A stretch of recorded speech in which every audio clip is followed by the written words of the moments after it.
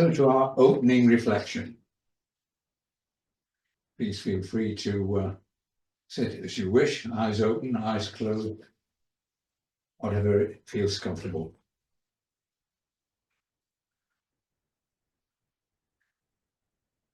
It's 2 days since now, Valentine's Day, I mean, which is not so much the contemporary celebration of a 3rd century Christian martyr who went by that name, more the feast of Eros, of romantic love. Nothing wrong with that.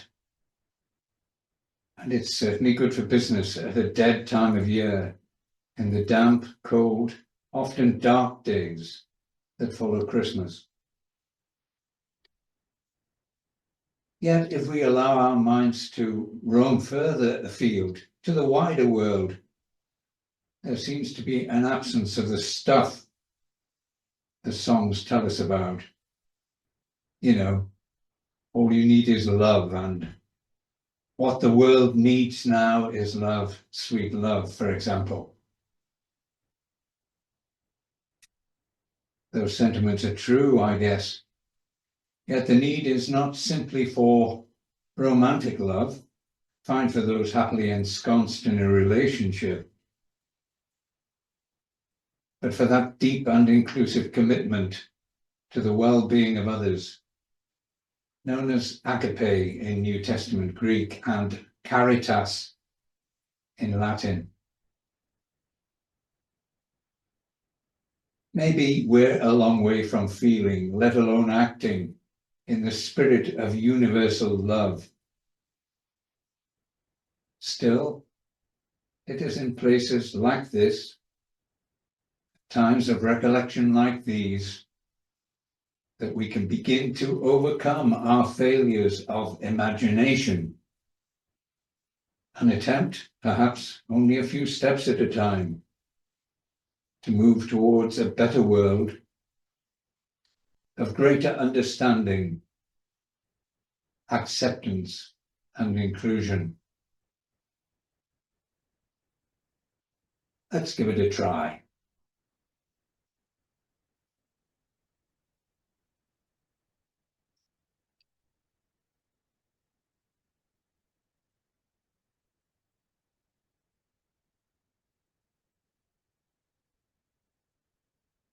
We're looking now to the first of our readings this morning.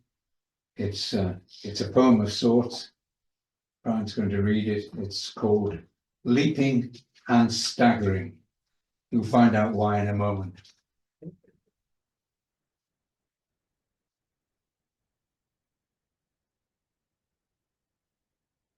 For some, there is the death-defying leap, clearing the chasm with one bound, arms flailing, a cry of triumph, all terrors left behind. On the far side, only joy and happiness ahead. For others, by which I mean you and me, there is no triumphal leap, only a staggering lurch to the edge of the chasm.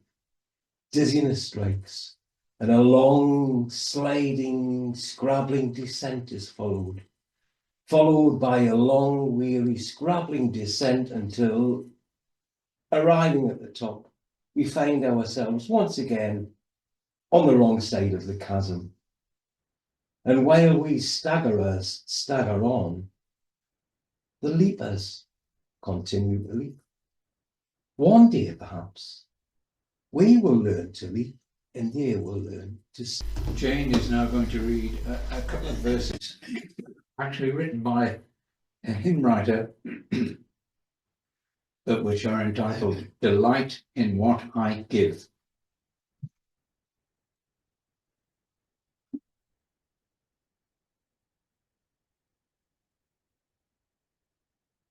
Delight in what I give.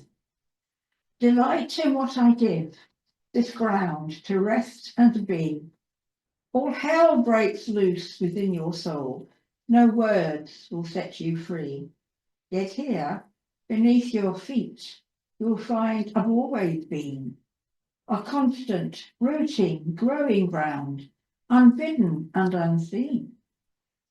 Delight in what I give, a life that loves you still. Chaotic doubt invade your mind, no words will calm your will. Yet here, encircling round, you'll find I've always been a constant, loving, listening life, unbidden and unseen. So to our second period of reflection. And the theme this morning, as you've already worked out, is to do with our experience of failure. Hence, fail again, fail better, but more of that in the actual address. But it's with that theme in mind that we enter into this reflection.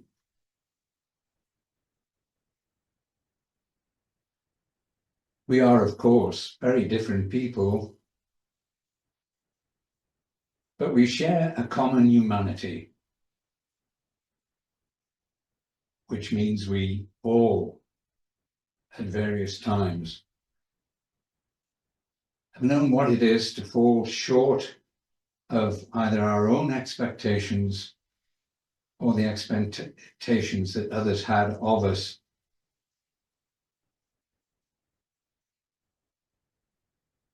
There are usually three ways we can deal with this.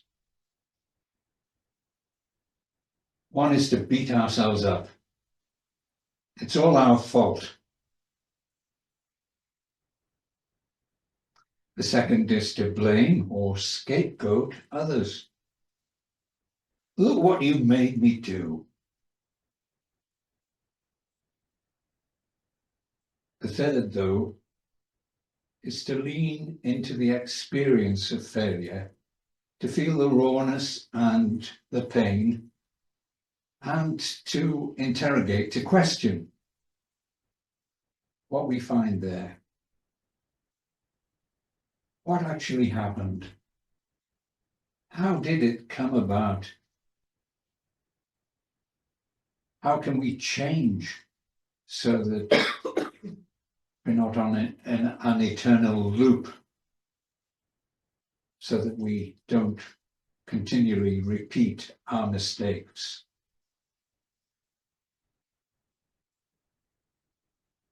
But then too, maybe we need to ask what positive qualities we may have, our redeeming features. Perhaps a generosity of spirit, perhaps a capacity for compassion and kindness,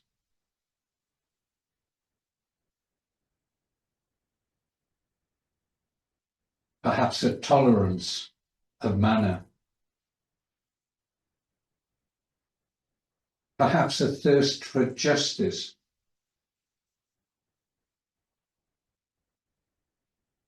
perhaps thoroughness in the tasks that we attempt.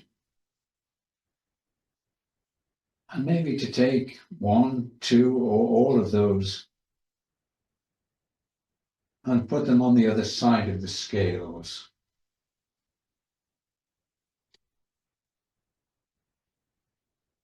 And then we discover we're neither saints nor reprobates, but human, only human.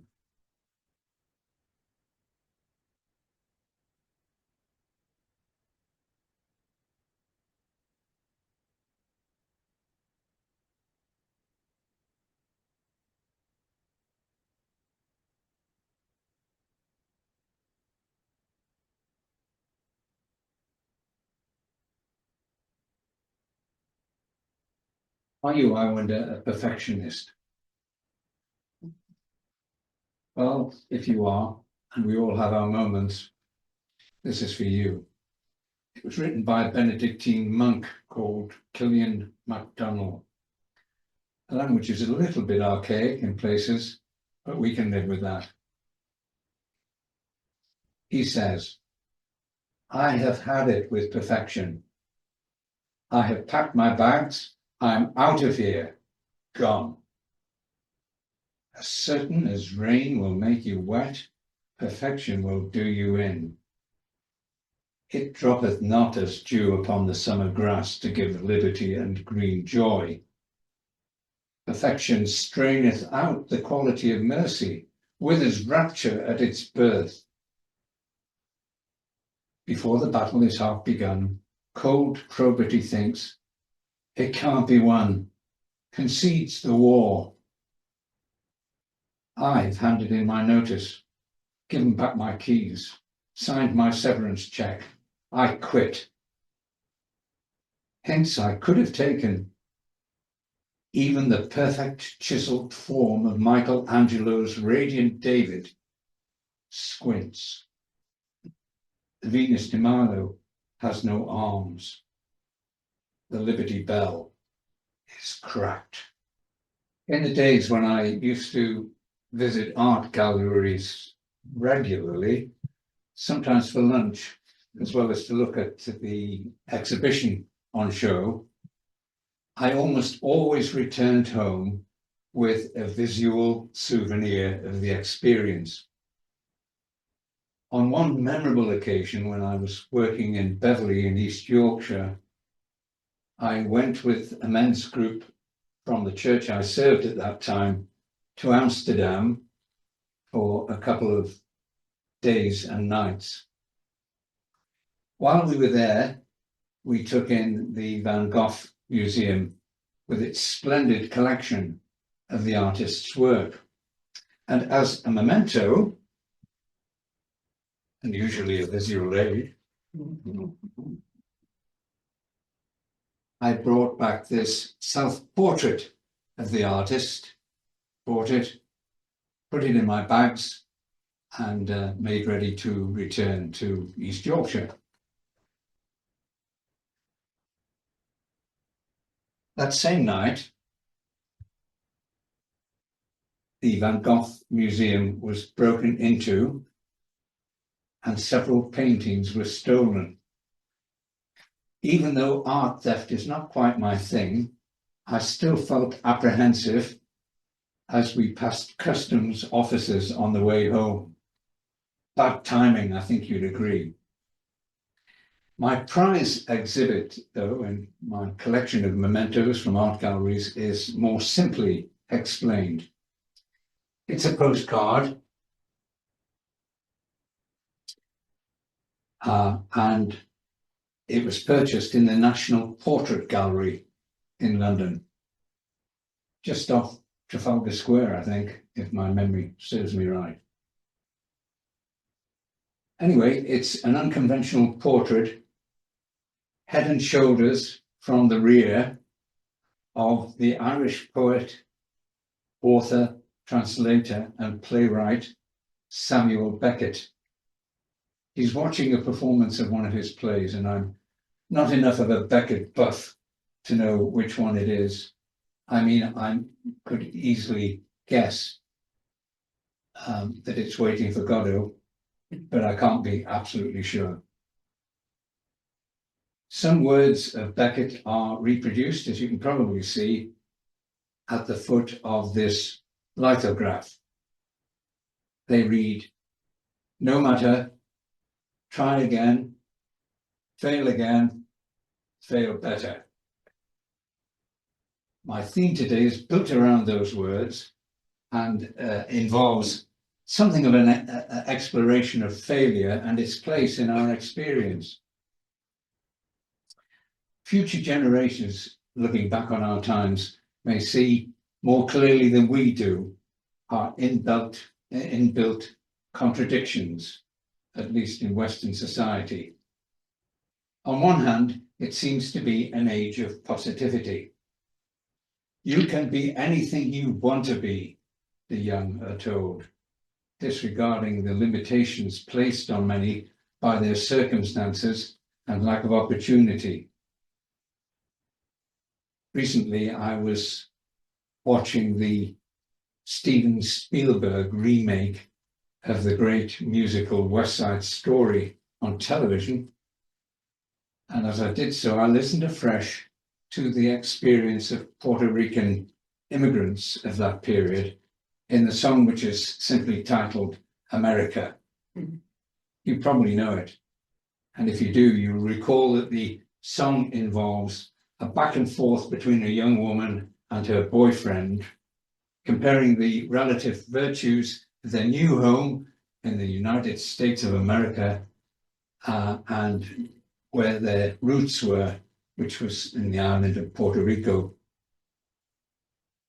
At one point, she sings, "You can be anything you choose," to which his response is, "Free to wait tables and shine shoes." The exceptions decidedly do not prove the rule. This is a time also where, in certain circles, we're asked to put our trust in something called manifesting. For those unfamiliar with the term, manifesting suggests that you can think your dreams into reality.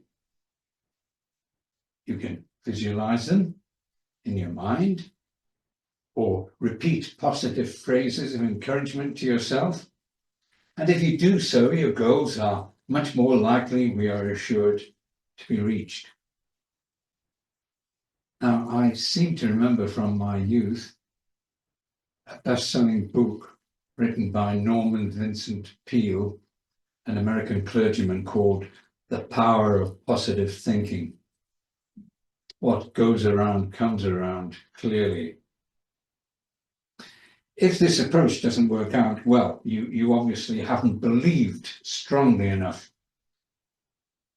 No doubt, much of this is due to the perception of the individual as a sole arbiter of her or his own destiny. If you succeed, the credit is all yours. If you fail, well, it's your fault. And the setting is often that of our role as economic units, either productive or useless. I produce, therefore I am. Success is possible as long as I want it enough and I'm prepared to make the necessary sacrifices. So there we go. Positivity. Ironically, this world of boundless optimism is also a place of endless criticism.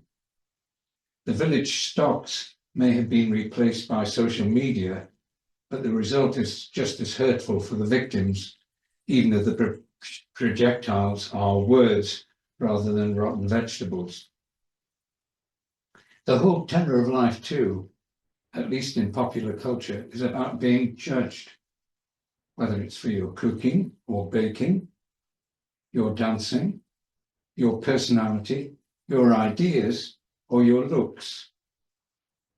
And even among the literati, or the intelligentsia, there's the Booker Prize to scramble for, or indeed the film awards in tonight's BAFTAs. And where there are winners, there are losers. I suppose that's how the world has often been, a zero-sum game with successes triumphing over failures. Interestingly, all of us are failures in some respect, no matter what achievements we have to our name or what accomplishments we may possess. And so that doesn't sound as if I'm addressing you from Olympian heights. Mind you, I'd have a job doing that, wouldn't I, with my stature? But so that it doesn't seem as if I'm simply talking about it, let me briefly mention one or two of my failings. My O-level general science was an absolute disaster. I think they gave me 5% for putting my name on the top of the paper. Much later on, I didn't complete my postgraduate studies at Hull University. I failed my driving test twice before I eventually managed to get my license. Once in Birmingham and once in the West Indies, where I burnt out the clutch attempting a hill start. And don't get me started on the hurt I must have caused, knowingly or unknowingly, over the years in my relationships with others. Mea culpa, my fault. Or as they say strangely these days, my bad. Yet I trust my failures don't define me any more than yours define you. I remember hearing the saying some years ago, never let a good crisis go to waste. I feel the same about failures. Never let a good failure go to waste. We can sometimes learn from them and move on. The description for this, I believe, is intelligent failures, after which we see things differently and, more importantly, go about our life and work with fresh eyes. Perhaps that is what Beckett was getting at.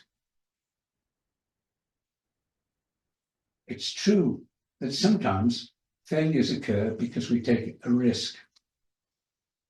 There's an American Buddhist nun called Pema Chodron. She expressed it rather trenchantly. Taking a risk can never be a mistake. To fly instead of staying put in the nest with all the poop that's in there. Well, you know what poop represents in our own culture.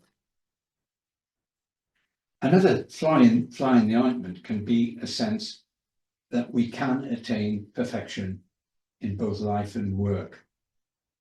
There's even an injunction in the Christian scriptures, which comes from the lips of Jesus himself. It's in Matthew's Gospel, chapter 5, and verse 48. Be perfect as your heavenly Father is perfect. Funnily enough, the equivalent passage in St. Luke's Gospel says, be compassionate as your heavenly Father is compassionate. The thing is, you see, Jesus spoke Aramaic, and I understand there is no word for perfect in Aramaic. So the chances are that it's St. Luke's version that wins the day. In any case, perfection, I'm never going to make. I'm set up for failure. But compassion, I can try that. Of course, some forms of human failure are more consequential than others, where public safety is jeopardized, for instance, or medical care is deficient, or children are at risk. There'll always be the need for the highest standards to apply in these areas. But how do the rest of us cope with whatever failures we have to our name? There was a noted theologian, German-born, who taught for many years in the United States. His name was Paul Tillich. And on one occasion, he preached what became a famous sermon entitled, You Are Accepted. Tillich didn't think of God in conventional terms, in personal language. He thought of God rather in terms of the ground of being, or the object of our ultimate concern, that which we take most seriously and most committed to. But nevertheless, the sense of acceptance here is that we are accepted by God. But of course, there are those of us who are uneasy with God language. And for us, the challenge may be to accept ourselves, warts and all, as Oliver Cromwell said about his portrait painter. Better still, to find acceptance from each other in gatherings like these. Because in failure, we find ourselves bound to others in the solidarity that comes from imperfection. The word religion, we're told by some, is derived from a Latin word meaning to tie or to bind together. And at its best, religion is about connection, about solidarity across not just our local community or church, but across our divided and fragmented society, nations, and world. What I'm trying to say is, our failures should not define who we are. We need to work through them and past them. As the philosopher Beverly Clack reminds us, our scars show that we have lived.